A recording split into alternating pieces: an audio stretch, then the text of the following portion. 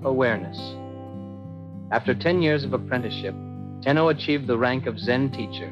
One rainy day, he went to visit the famous master Nanhin. When he walked in, the master greeted him with a question. "Did you leave your wooden clogs and umbrella on the porch?" "Yes," Tenno replied. "Tell me," the master continued, "did you place your umbrella to the left of your shoes or to the right?" Tenno did not know the answer and realized that he had not yet attained full awareness. So he became Nannin's apprentice and studied under him for 10 more years. It just goes to show you how little we pay attention to the things we do. This story makes me realize how much of my time is wasted by paying little attention to what I'm doing at each moment. I'm either focused on the past or future, and I'm not aware of what I'm doing. Do we remember every detail of our day? Is it possible to be aware at all times? Full awareness includes even the most insignificant things. Very odd. It's funny how people do things without realizing that they're doing them. I'm a cashier at a convenience store, and when I ask people what kind of sandwich they bought, they forget and have to look down to read the wrapper. Full awareness or great retention. Awareness should flow and not get caught up in what flows through it. Memory isn't attention. Doesn't it involve getting caught up in the flow? How many experiences do we let slip by us in life? It's scary to think about. Sometimes we may think we know or are aware of everything, but someone else comes along to show us that we still have much to learn. No matter how much you know, there is always someone who can teach you more. Whenever you are absolutely sure you are doing something right, it turns out that you are going about it entirely the wrong way. The story is not inspiring.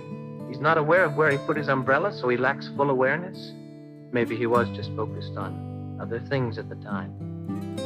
I felt very frustrated and sorry for Tenno. He feels he has been wasting his time, so he has to study for another 10 years.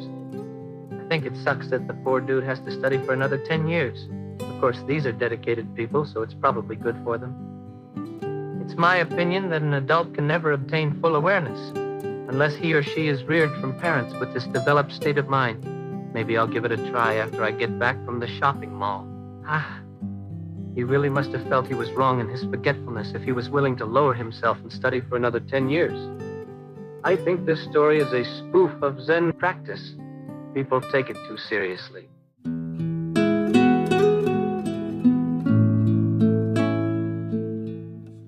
The gift of insults. There once lived a great warrior. Though quite old, he still was able to defeat any challenger. His reputation extended far and wide throughout the land, and many students gathered to study under him. One day, an infamous young warrior arrived at the village. He was determined to be the first man to defeat the great master. Along with his strength, he had an uncanny ability to spot and exploit any weakness in an opponent. He would wait for his opponent to make the first move, thus revealing a weakness, and then would strike with merciless force and lightning speed. No one had ever lasted with him in a match beyond the first move.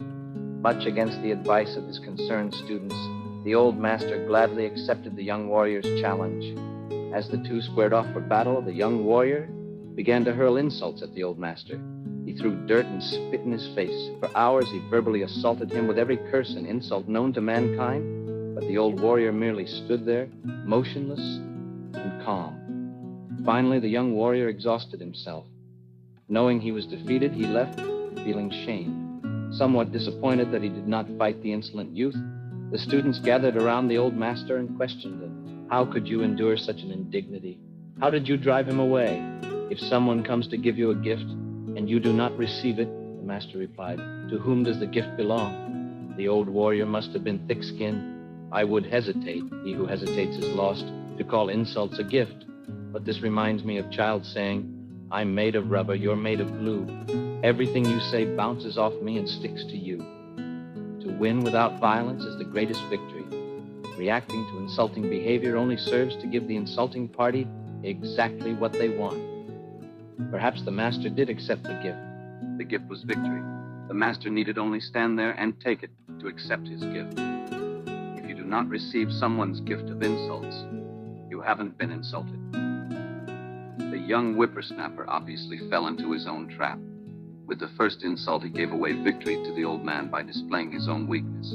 It's not what happens to you that matters, it's what happens in you. The story reminds me of something I read in one of my Aikido books. Two old great masters were preparing to fight in a kendo match, Japanese swordsmanship. When the match started, neither one moved from their fighting stance. In fact, they both stayed exactly still for 5 minutes until the match was finally called a draw. If they made the first move, it would reveal their weaknesses, and they would be defeated. Now that is awesome. An insult is like a glass of wine. It only affects you if you accept it. This story reminds me of the question: if a tree falls in the forest and no one is around to hear it, does it make a noise? The same question can be asked in this story. Paraphrasing, if an insult falls on deaf ears, who is insulted? The older warrior had no other choice but to not move and stand fast. He understood his own limitations and through his years of experience also knew his opponent's strengths. He was once a young warrior, too. If I may be so crude, I'd say that our infamous young warrior got his kicked. This reminds me of my mother's words. If you throw stones into a slushy puddle, it is bound to splash back on you. We are Indians from Asia, and boy, do we have thousands of such Zen stories. This is one of the best illustrations of Zen stories because it illustrates a universal principle. Read truth. The setting for the story is appropriate because its lesson is a two-edged sword. There is the obvious consequence of the elder warrior refusing to accept the younger warrior's gifts, and also the more subtle but implicit idea that a gift cannot be accepted without quid pro quo. The old warrior also had gifts to bestow knowledge of his skill and his weakness. The younger man, because he focused only on weaknesses, was blind to the older warrior's proffered gift and therefore refused it. So the elder retained his strengths while the younger went away empty-handed. It illustrates the universal truth that whatever you give is what you receive, or whatever goes around comes around. Going with the flow. A Taoist story tells of an old man who accidentally fell into the river rapids, leading to a high and dangerous waterfall. Onlookers feared for his life. Miraculously, he came out alive and unharmed downstream at the bottom of the falls. People asked him how he managed to survive. I accommodated myself to the water, not the water to me. Without thinking, I allowed myself to be shaped by it. Plunging into the swirl, I came out with the swirl. This is how I survived. You have to accommodate yourself to life and get used to dealing with your problems as they come. You must learn to cooperate. We must adapt to nature. Nature cannot change for us. If you try to fight the natural forces, they will overcome you.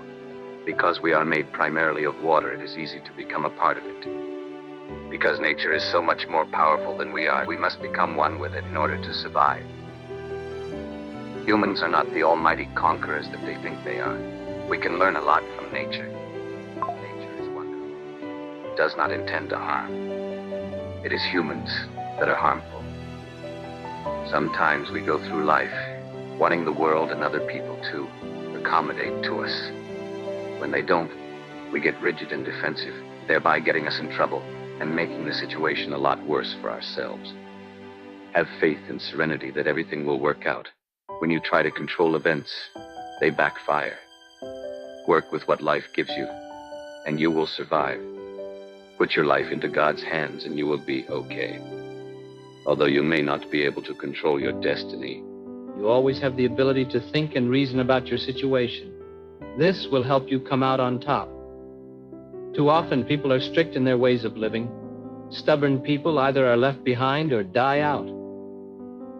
You should take control of a situation before it takes control of you.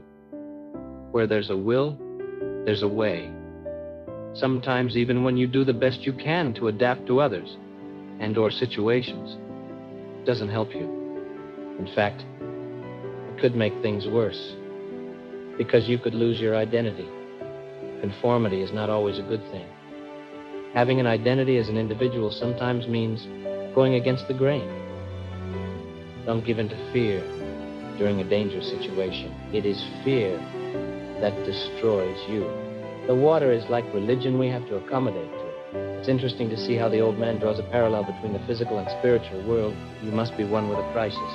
If we accept obstacles or tragedies as universal events and don't attempt to conquer or repress them, then it will not be seen as an obstacle or a disaster, but simply as an experience. Miracles do happen. The old man must have been very strong-willed.